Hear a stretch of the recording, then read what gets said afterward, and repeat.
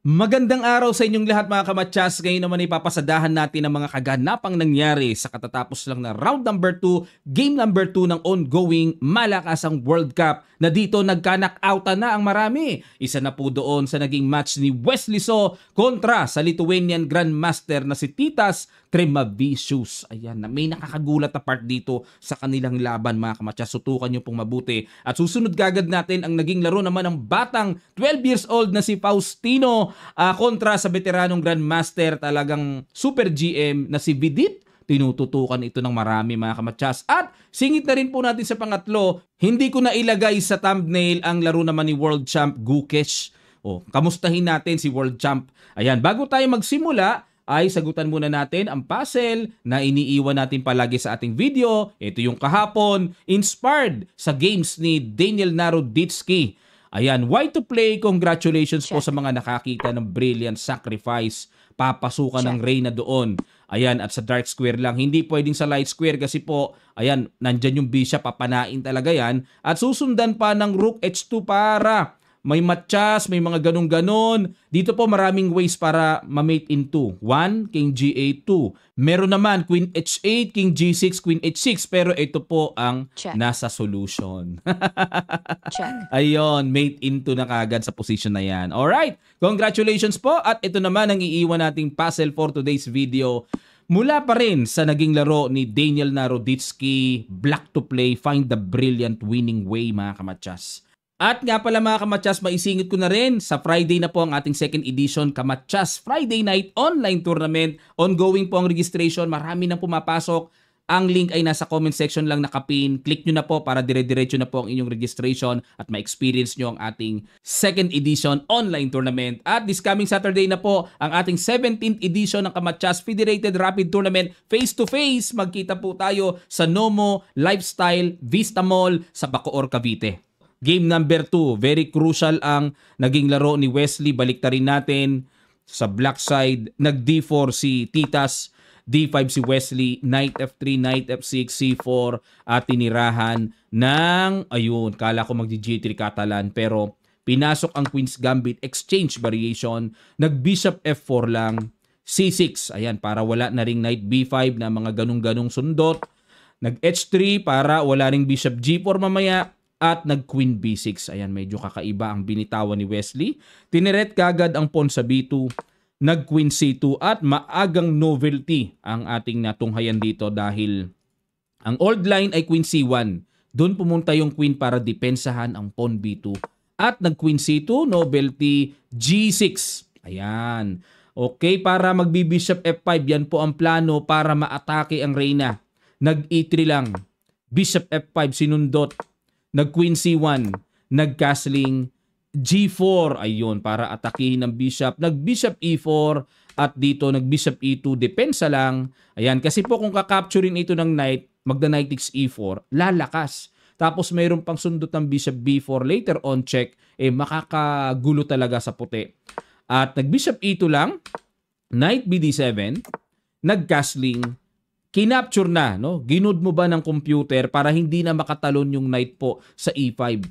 Kasi imagine niyo makatalon tapos may F3. Malalagay sa alanganin ang bishop. Kaya bago pa mangyari yon, tinagpas na ni Wesley. Nag-Queen D8. Okay, dahil siguro wala nang purpose dyan. Queen D8, Queen C2, Knight E8. Ayan, tingnan niyo po yung mga maneuvering technique ni Wesley. Magbi-Bishop D6 para i-exchange ang bishop. Ini-4 na kagad ni Titas. Kumbaga, bumalagbag na bago pa mahuli ang lahat na wala siyang magawa. Kain-kain, Knight F6, nag-Rook D1 para bibira na po ng D5 at nag-Knight C7. Proteksyon sa D5 square. Nag-Bishop G2, Queen D7 at nag-Queen B3. Ayan, si Titas naman ang nangangalikot at nag-Knight D5 na. Threat ang Bishop, Bishop E5 lang. At nag-Rook E8 ayon. Dito mga kamatsas ay talagang binigyan ng blunder ratio symbol ang tira na yan ni Wesley. Okay, dito po ang natural na tira daw ay Rook A C8. Dito raw ang tira. O kaya Rook A D8. Yan. At H6. Ngayon, pagtira ng Rook F E8 dahil walang H6, tinirahan po ng G5. Accurate ang tira at kinapture na lang. Kasi po kung aalis lang ng buo ang knight, wala, matatagpasan ng buong buo dyan. O pakita ko na lang din, halimbawa mag knight h5, may kain doon, kain, tapos bishop takes, may threat sa f7, o halimbawa mag bishop takes g5, may queen takes b7. Bishop pair pa na napakalakas sa sentro, ay grabe. Winning po yan sa white. Kaya, ginawa ni Wesley, talagang sinabayan na lang niya ng knight takes c3. Yun nga lang, may kain doon, nakabitin pa ang bishop, nakipagsabayan na lang siya, pinasok na lang po niya ang ganitong, nag-bishop f6 muna, yan ang mabigat. Para suportahan muna ang e7 at yung knight, wala namang pupuntahan para makatakas, wala. Kinapture na rin ni Wesley, capture, and then capture. At ito na po ang lumabas na one piece down si Wesley. Nako, nung pinapanood ko to, ako'y nalulungkot na. Dahil talagang ibang mabigat talaga kapag ka nalamangan ng isang pyesa, mga kamatyas. Rook d8, tineret ang pawn d4, d5 para mawala na yung pagka-isolated.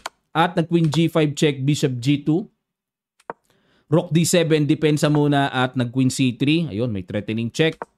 Queen e7, rook f1. Ang nakakalungkot kasi nito, mga kamatyas, biruin nyo, ang layo ng diferensya ng rating. 2531 sa 2756.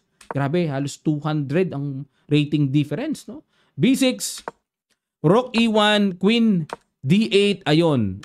In exchange, para maawat-awat ang posibilidad na maka-atake ng matindi, nag-h5 para extra pasingaw sa king, at nag-a3. Yan, nag-h4 para yung queen talaga hindi totally makaalis ng ganun-ganun lang sa diagonal. Iba yung may h4, makaka-perpetual check. Queen e8, nag-queen e3, king g8 ulit. At nag-queen f2 threat at nag-queen d8, okay. Dinipensahan muna king g1, queen g5, queen d4, queen g3, king f1. Ayan, kasi walang mangyayari dyan sa bishop niya kung hindi makakagalaw. Kaya kailangan umalpas yung king niya sa mga posisyon na hindi makakapalag yung bishop. Queen g5, nag-bishop c6, queen e7, bishop f3, nag-queen d6, bishop e2, check, king e1. Ayun pala ang plano. Ang plano dito ni Titas, mailagay siguro yung king dun sa kabila para maitago paunti-unti. Nag-f5, nagsimula na rin si Wesley na baka makagulo yung kanyang pass pawns na magagawa dyan. Nag-king d1, king h6, queen d2. Ayan na nga po. King g5, bishop b5. Ayun. At dito nagkaroon ng way o halos equal na tong position, mga kamatyas, dahil sa tirang bishop b5. Dapat pala ang tira dito ay queen d8 check. Ayun, okay. Pero nag-bishop b5, kinapture, capture, and king f4, ang idea gaganon. Bishop, and then g5. Ayan, parang dito, parang gumanda pa bigla yung posisyon ni Wesley. Kain, and then king e2, g3, bishop to c6, gumanon. Hindi ba pwede ito?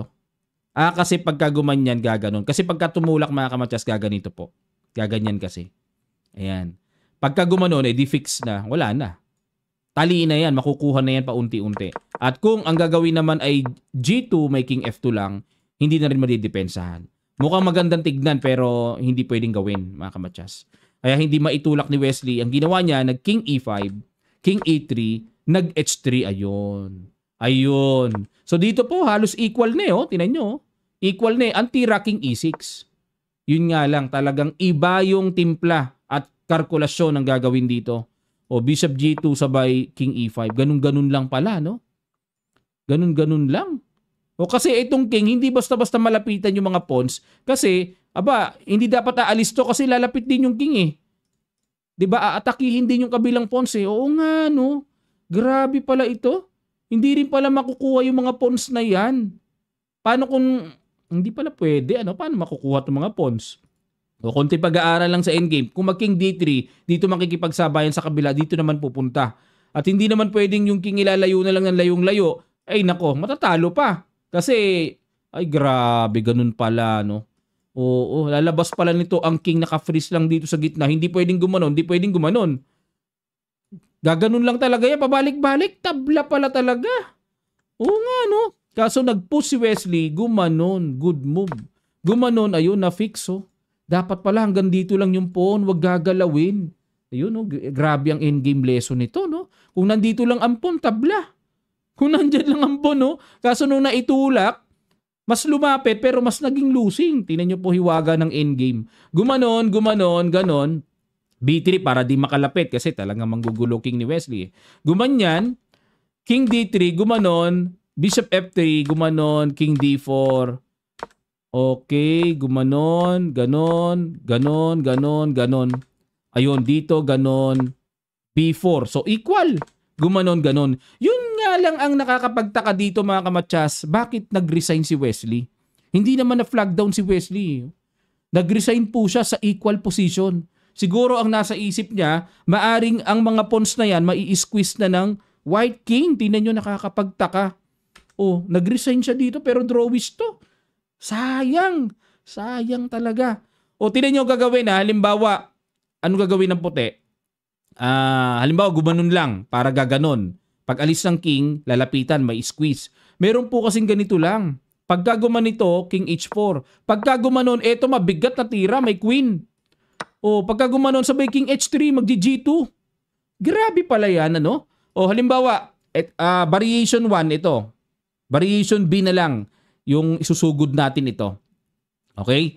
Sige, variation A, king f3, may king h2. Bishop G2.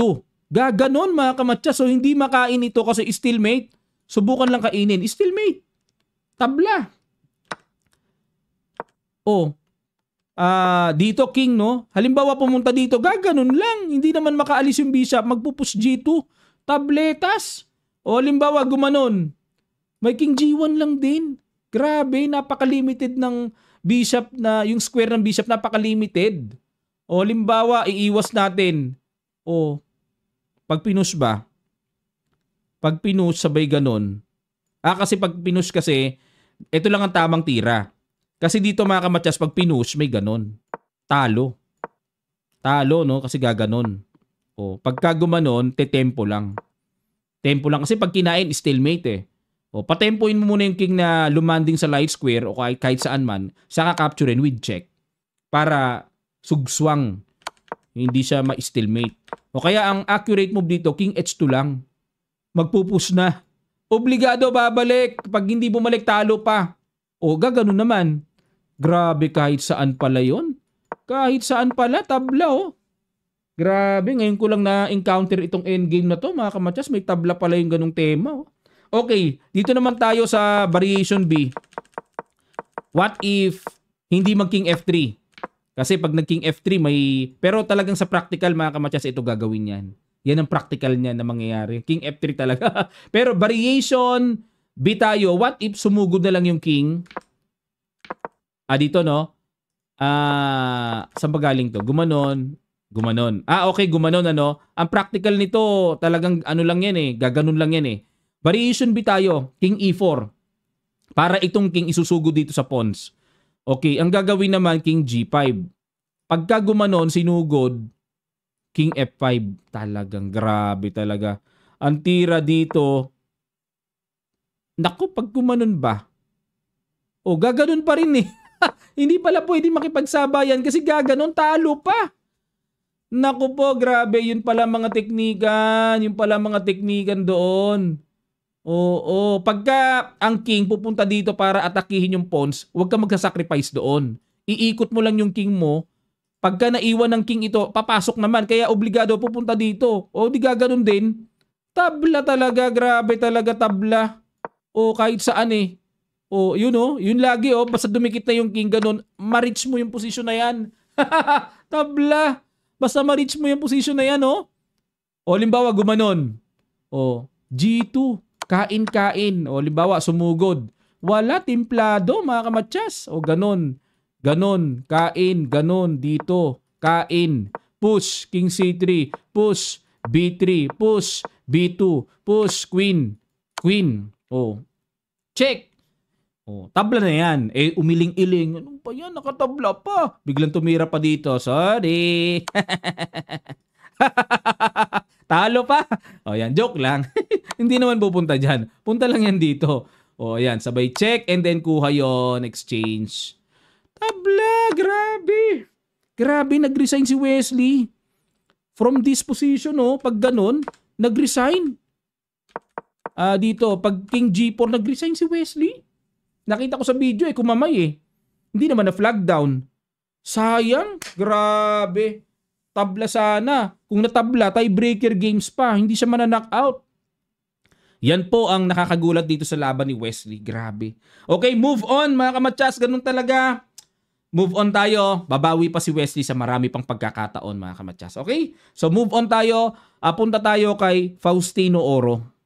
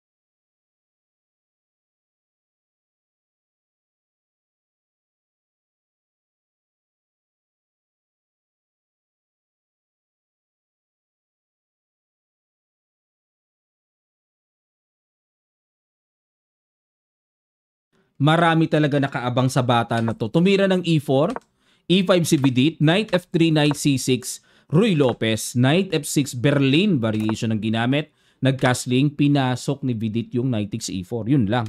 Pang-equal talaga yan. Knight D6, Kain, Bishop E7, Bishop F1. Grabe tong batang ito, no? Batang-bata, biyasang-biyasa sa theory. Bishop F6, bookline na bookline itong labanan na to.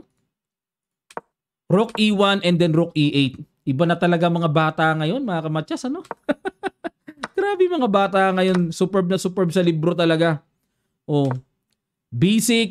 Okay, bookline pa ito para magbi-Bishop B7.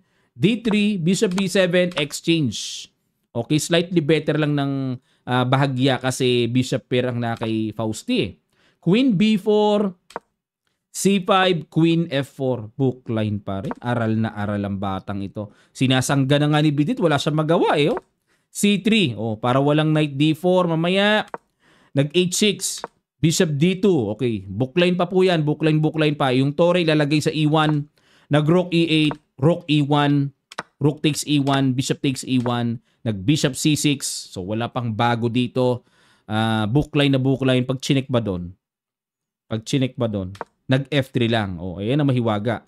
Pag chinek doon, silipin nga natin mga kamatsas, what if check? King H7, what if mag-interest na capturing yung gaganon, atakihin to. Halimbawa, mag-Bishop D2, Knight H4. Naku, malalim pala to. Idea is Knight takes, Kain, imagine niyo po may Queen G4, mga ganong gulo-gulo. Pero still equal pa rin. Ayan may Queen C7 para makabalik kagad, and then Bishop takes G2. Pag ginain, may Queen G4. Ayun, may check doon, may threatening matchas. Okay, magku-Queen B7 para suporta. And then Queen D1, Bishop F1. Sorry. Talo pa pala pagka gumanon. Bishop E1 ang tira. Kain, Bishop F1, and then Queen C1, etc. Pero nakakatakot pala yan. Talagang hindi rin pala papasukin yun. Kaya nag-F3 lang muna para maputol ang threat dyan sa diagonal na yan. Nag-D6 lang. Ayun, novelty. Dito pa lang nagkaroon ng novelty sa ika-21st move. Queen E6 ang old line. Queen E6. Okay, nag-D6. Bishop F2. Queen E6. Nag-B3. G5 inatake ang reyna. Queen G4. at nag-knight G7. Okay, tutukan ng reyna. Kinain at nag-bishop E3. Okay, F5, King F2, F4, Bishop C1, and nag-King F7, G3 para basagin na. King F6, Bishop H3. Ang galing, ano? Walang butas dito na, uy, grabe, tineknikan ni Vidito. Kain. Lalamang ng isang pawn yan kung tutuusin ang puti. Pero D4 lang dito ni Fausti. Kasi po opposite colored bishop matatabla pagka ganon. Dito sa D4 parang yung bata pa nga ang gusto magpilit eh. Parang yung bata pa gusto magpilit. Pag kinain may bishop B2, bishop B5 muna. Kinain na po yung knight. Kain muna, and then kain. At dito po opposite colored bishop at nakaraos na naman ang batang ito sa panganib na kanyang kinakaharap. Bakit kamo? Grabe bidit na kalaban niya. 200 rating points difference. Malupites, nakasurvive pa rin ang batang ito at tignan natin sa kanilang 2 rapid tiebreaker games. So tiebreaker na. Okay, pagka nag-tie pa rin, mahahantong sa blitz, tied pa rin, 3 minutes blitz pa rin, tied pa rin, sa ikalima ay Armageddon na. Doon, tabla, panalo black. Okay, so ngayong araw po na ito ang tiebreaker day nila. Malaman natin kung sino sa kanila ang lulusot, mga kamatsas. Okay, so yan po, no? Sa mga nag-request palagi na tutukan ng laro ni Fausti. At sunod naman natin, ano naman ang nangyari kay World Champion Gukesh? Black dito si Gukesh kay Grandmaster Kazibek Nogibek ng Kazakhstan. Nag-E4, Caro-Kann defense lang ang ginamit. Nag-D4, D5, kinapture. Okay. Exchange Caro-Kann. Bishop D3, Knight C6, C3. Suporta lang sa pawn D4. Queen C7 para hindi po maka-Bishop F4. At nag-H3 muna para pag Knight F3 walang pin, Bishop G4.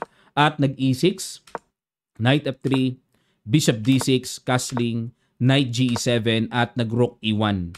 Castling at nag-B3. Ayan. Teka muna mga kamatsas. Teka muna. Wala bang Greek gift sacrifice dito? Yung ganon? Curious lang ako kasi may ganitong pattern kung tawagin Greek gift sacrifice. Tingnan natin. Baka naman hindi uubra this time yung ganong Knight G5 kasi aangat King G6. Hindi pala uubra yan. Na kapag nag-Queen G4, may G5 o may F5. Ayan. At kapag nag-Queen H4, mag-E4 lang o Bishop D7 lang. Ayun. Wala pala pagka making F6 lang, kulang ang galamay na gagamitin dito para ma-atake yung king. Ngayon lang ako nakakita ng ganito na hindi pala pwedeng i-apply. Kasi usually sa ganyang itsura, parang Greek gift talaga lagi. Meron din pala mga tema na hindi uubra ang Greek gift sa ganito. Kasi yung knight since nasa E7, dapat kasi nasa F6 yan Yun ang mga natural na pwestuhan ng knight balik tayo. Nag-B3 lang dito si Kazibek. A6, Bishop A3. Yung pala plano nun para maipalit ang bishop. At yan ang novelty. Wala sa libro mga kamatsas. Dahil ang old lines na nagawa na may tumira ng C4, A4, Bishop B2. Pero itong Bishop A3, bagong luto. Knight G6, kain-kain, kinain na yung knight, kain, and nag-Knight E5. Ayan. Dito parang ang gusto mangyari ni Kazibek, matablahan lang nakikipag-exchange. Knight E7, ayaw ni World Champ. Gusto niyang i-maintain ang mga pyesa niya hanggat maaari para may pamilit, may panggulo. H4, idea mag-H5, nag-F6, paalis lang sa knight.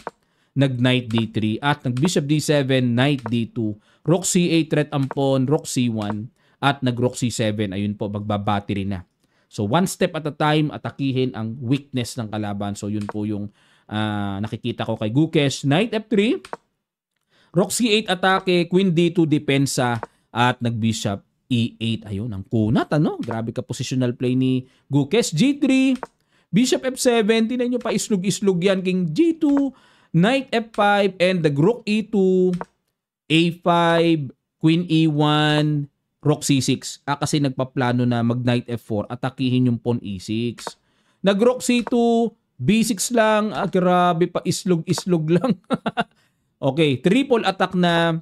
Knight F4, B5. Tingnan nyo, paunti-unting islog-islog lang. Ayun, Knight D6. Kapag ka nag-B4 ba, sasalpa ka ng Knight dito. Sasalpa ka ng Knight, okay? So, nag-knight D6 muna, susundot na sa E4, Queen E3, Knight F5 ulit, Queen D2, Knight D6, Queen E3, at iniba ni Gukesh. Ayaw niya talaga ng tabla. No way! Parang ganun, ano?